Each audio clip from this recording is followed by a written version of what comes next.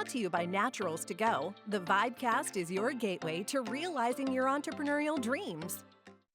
Hey, folks, welcome to VIBEcast. Linda Ballesteros here. I am your host today, and we've got a power pack show today. We're going to be talking about the convenience services industry.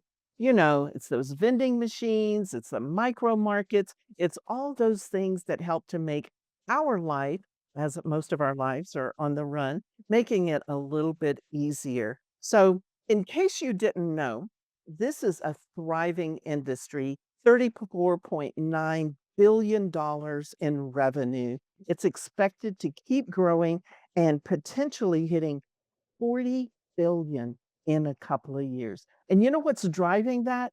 You are. The love for convenience, the options that are now offered in these machines, in the vending machines and in the micro markets. And today those systems are so high tech. They're certainly not your grandma's old vending machines. And to help us unpack that, we've got some incredible folks today that are our guests. Kristen Griffith is Vice President of Programming and Services with NAMA.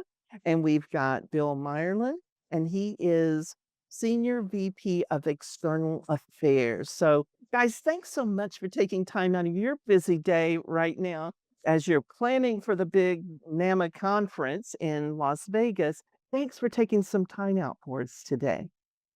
Thanks for having us, Yeah, Linda.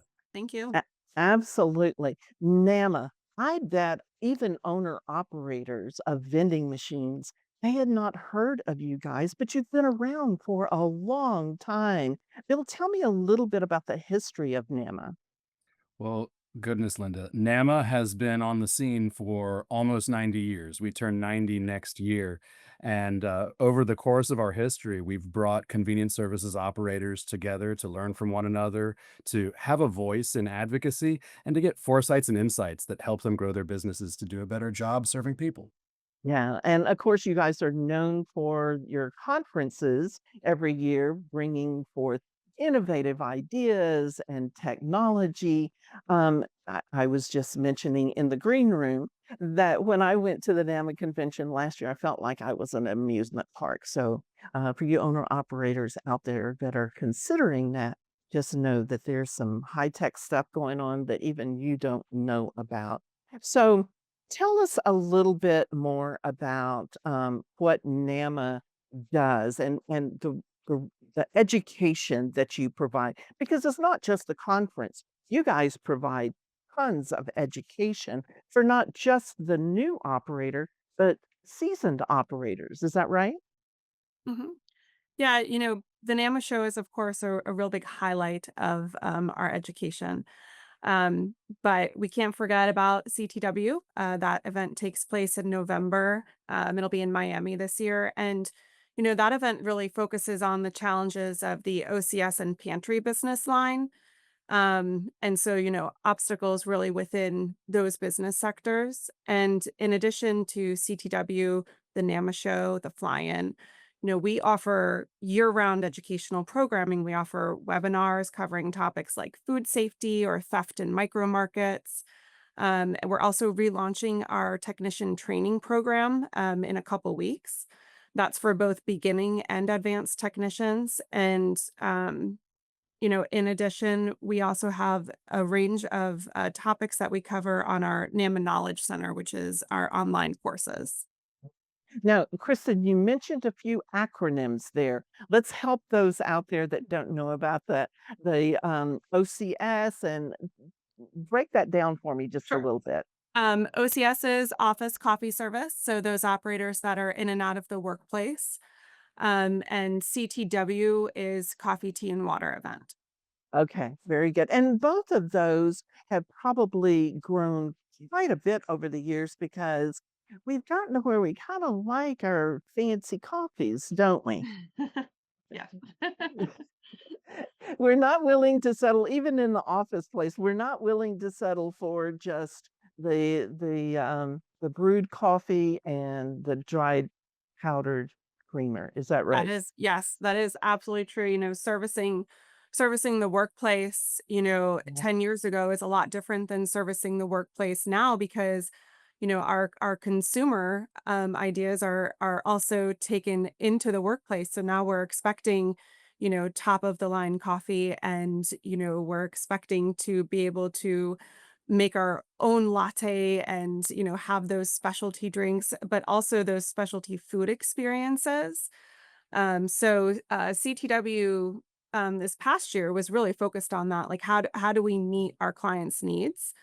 And I expect 2025 to shape up the same way. So our education at CTW is a lot of roundtable education, a lot of talking about what other companies are doing with their clients. Mm. And Linda, that really speaks to the evolution of the operator model in convenience services over the past 90 years. 90 years ago, maybe even 15 years ago or 10 years ago, an operator's role was to bring food items from point A to point B and deposit them under cover of darkness. Today, an operator is a partner in driving employee or customer engagement. It's the idea of bringing people to a place and keeping them on premise longer. And that can be done through a variety of kind of hospitality offerings, or as Kristen shared, the consultative approach of an operator, where they're solving problems and delivering solutions. It's not about what they're selling; it's about how they're partnering to solve problems.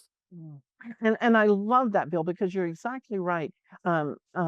Some of the large campuses that we see now, employer campuses, it's almost difficult for employees to get out for lunch or to get away for a few minutes for a snack. So to be able to offer their employees, their staff, an option, variety, something that, like you said, wants to keep them there. It makes so much sense. And you guys are doing a great job in communicating that and educating that. But you do so much more than that, don't you, Bill? Because it is about protecting the industry. So tell me a little bit about what NAMA, the involvement NAMA is in the advocacy for this industry. Well, that's right. So, NAMA's mission is around sharing the voice of the industry as well as delivering foresight and insight to our members and the public, and then creating that connection. I think the advocacy space, it brings all three of those together in a way that drives bottom line revenue for operators. Right on the voice side of things, you know, Naturals to go folks totally understand this. We're better together. We're better when we speak with one voice and when more of us come together to do exactly that. And what does that mean? It can seem like a really lofty thing that we're going to go and advocate for what is best in life or what is right and just and good. But the truth of it is that legislators are normal humans, just like you and me. We expect them to be experts on all things, but they can't be experts without good teachers. And who is a better teacher? Who's the best expert on your business? You are. And so we coalesce people, operators together, whether it's at a state lobby day in a state capitol or at the fly-in here in Washington, D.C., to help educate legislators about how we do what we do, who we serve, and how we're valued members of the community, solving problems for people every day. When they better understand what a convenience service operator does and the value that they deliver, they're more likely to be supportive and less likely to make bad decisions or regulate the industry in ways that impact the organization or the bottom line. And Bill, just like probably many people, even myself, before I came into this industry, I didn't know how large it was. So you can't expect legislatures to understand the growth that this industry is seeing right now and where you see it going. Tell me a little bit about what NAMA's vision is for the growth of this industry. You've been in it for long enough to get a real good sense of where we're going. Where do y'all see it heading in the next 5 years? Well, I'll go back a little bit. Right now, there are nearly 3 million vending machines in the United States, and micro markets have grown by 250% over the past 4 years. We're seeing meteoric growth in the industry. And what those numbers mean is there's one convenience service environment, whether it's office coffee service or a vending machine or a micro market or what have you, per 112 Americans. We are endpoint distribution for consumer goods that meet you where you are, uh, morning, noon, or night. That's the solution that we deliver. In a campus environment, convenience services operators might be the only people serving a third shift. In a home-based environment, we're the people that get food to you faster than Amazon because it's just downstairs. And these are all of the ideas that legislators aren't really aware of, and why it's so important for us to share that voice, because our goal as NAMA is to transition the public, consumer, customer, and legislator. It's advocacy in different ways, right? Consumer, customer, and legislator understanding from passive and always there to valued and cherished. And we do that by frequency of delivering message, by talking about what we do, and by sharing how we do it, so that folks think about our industry and the convenience retail operations as a benefit to them. And Bill, I love that. And for those operators that are listening right now, they may think, I'm just a mom and pop. Right. So they need to partner Mhm. with someone with a larger voice, a bigger voice that can express their needs to legislation, right? Mhm. Well, and let me just chime in there for a quick second, Linda. This is one of the things that operations-focused industries can oftentimes um, focus on. An operator is focused on doing the job of the day. It's that 80/20 rule. They're keeping their nose to the grindstone, eyes down, just get it done. But this isn't about what we do, it's about why we do it. And I would share that each one of the operators in the Naturals to Go's network needs to understand or think differently about the business that they have and what they do. It is the value that they deliver to the community they serve. And when they take that mindset and think about it, it's easy to lead from where you are and to start with step one. This isn't about selling a food or drink item. This is about connecting a person with food, right? This is addressing hunger. This is addressing convenience. This is addressing opportunity to spend more time, the most valuable thing that one has, with their family, less time commuting to a variety of stores. And the only organizations that are really set up to do that are convenience services operators. We put what you need where you need it, wherever you are. And that could be in an airport, that could be at work, that could be at the YMCA. It doesn't matter wherever you are. And families have such a fast-paced life these days that they need to be able to grab something nutritionally it needs to be at their fingertips. And so it's great that you're building this industry and getting that message out there and by educating the owner operators. Now, Kristen, you've talked about some of the educational topics and the webinars and how NAMA is a big player and proponent for educating those operators in just being better business operators, right? And knowing what Mhm. the potential is. Tell me a little bit about maybe some of the topics that will be discussed at the NAMA conference in Las Vegas that the operators could benefit from. Sure. We have over 70 education opportunities, and those range from our standard education sessions to some main stage topics on the show floor to the Imagination Way stage, which is a little bit more future forward topics. And we're also offering 4 pre-conference tours and education, one of them being a category management boot class or boot camp class. And I think this one is, it was very popular last year at the show. And so we're extending it this year. So it's a little bit more in depth. And so I recommend, especially as a new operator, to automatically start, your education and category management will help your business thrive. Um, A few other topics, we have 8 education sessions that are focused on AI, whether it be from the legalities of using AI to how to use AI to market your business. And then we have our learning tracks at the NAMA show are technology, essentials, leadership, OCS pantry, knowledge based networking, and sales and marketing. So there are quite a lot of topics for you to choose from. So, while the education and the trade show, are really the main reasons to attend, one of the other one is, connection.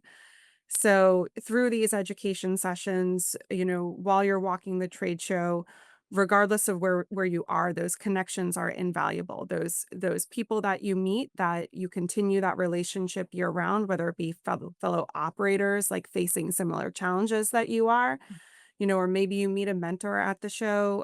But the network there is absolutely priceless. Mm. I would have to agree that was amazing the number of not just vendors, but attendees you have going to the conference. Let me ask this. I know we're coming down close to the end of the show here.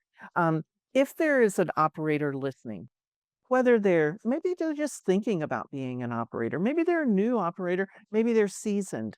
Why would they want to, one, attend the NAMA show, and two, why would they want to be a member of NAMA? So, you know, time is money, right? So we're all running businesses, and the NAMA show is really the place to discover the latest solutions all under one roof. So, if outdated equipment is holding you back, you'll find innovative technologies there that can help you streamline your operations. And, if marketing or sales and new product trends are of interest, you can find that too. And just that component of making a connection with somebody and networking. And you know, to answer the second part of the question about NAMA, and that is really, we are a community. We're a community of like-minded professionals, and we're all here for the same goal. So whether it's learning, connecting, discovering new innovations, NAMA membership gives you that access. I love that. I would Yeah. just add, Linda, particularly speaking to that person who's brand new to the industry, or maybe not even in it yet, and they're just considering taking that first step. Community matters so much, as Kristen said, because we stand on the shoulders of giants. We're learning from people who have walked the path before us, and that's great because it gives us connection and relationship. But it also helps a new operator not repeat the mistakes of others. If we're learning from people who have done it before and fallen down, they're learning how to do it right. NAMA brings those best practices together to ensure that people are growing their businesses in a way that's good for them, but also growing their businesses in a way that's good for the overall industry. Mm. And you're talking about the cutting edge, and maybe those uh, best practices or a different technology, different equipment, that may be the cutting edge that these operators are able to secure a larger location. They're able to present that to larger companies and get larger accounts. Just the additional knowledge makes them better in their business, right? Mhm. Yeah. So, again, we're coming down to the end of the show. Let me ask each of you, what is something, if someone is listening right now and they're wondering, is vending for me? Is convenience services for me? What is a bit of advice you could offer them as they consider this as an option? No? Oh, Kristen, I thought you were going to answer that. Here we are. That's the beauty of live TV. I love it. Um, what's one thing that they would be that would have them consider this as an option? Well, one of the things that keeps me coming back to convenience services, it's the people. This is like as Kristen has said, this is a community of focused people who are solving problems every day. From a business operator perspective, I think one of the things that's unique and special is while what we do is simple, how it manifests every day in every place is different. So for that person looking for the mental exercise of how can we a problem solver, how can we serve people, how can we get people what they need with the customer in mind, this is a great industry for that. And then Mhm. adding to that, we're delivering joy. As an industry, what we're doing is bringing people the things they need. And what's better than that? We're connecting people with the consumer goods and experiences that make them happy. So, again, as I said earlier, this isn't about delivering widgets from point A to point B. This is delivering experiences that directly impact the happiness and livelihood and abilities of the individual who's consuming the product. Mhm. Bill, I love that so much. Kristen, if someone's listening and they're thinking, hmm, maybe I should consider going to the NAMA conference, upcoming NAMA conference, they find more information about attending the conference. Yeah. The namashow.org has all of the logistical information on it. If there are questions, NAMA's always here to help. We're always here to answer questions too. We will have, for a first timer, we're going to be offering kind of like a guideline of what a first timer should be doing, what education sessions you should be going to, maybe some key people you should be meeting while you're there. So all of that is at thenamashow.org. Awesome. And Linda, I think the Naturals to Go operators are actually getting a special discount to attend the show. Oh, we appreciate that. And if you're a Naturals to Go operator, be sure to check with your account manager, and they can certainly steer you in the right direction to get that code to you. So, folks, thanks so much for being with me today, Bill, Kristen. This is always a fabulous show. And by the way, if y'all decide on attending, be sure to stop by the Naturals to Go booth because we're going to have some pretty exciting things there. So thank you again for being with us today. I want to leave y'all with one quick quote, and that was from Bill today. He said, "We are better together." And that's in everything. We are better together. So let's pair up with NAMA and make it a great day. If I don't see you until next time, go out and live the vibe. That's a wrap for this episode of the VIBEcast. We hope you've been inspired and empowered on your entrepreneurial journey. Don't forget to like, subscribe, and follow us on all your favorite platforms to stay connected with the Vibe community.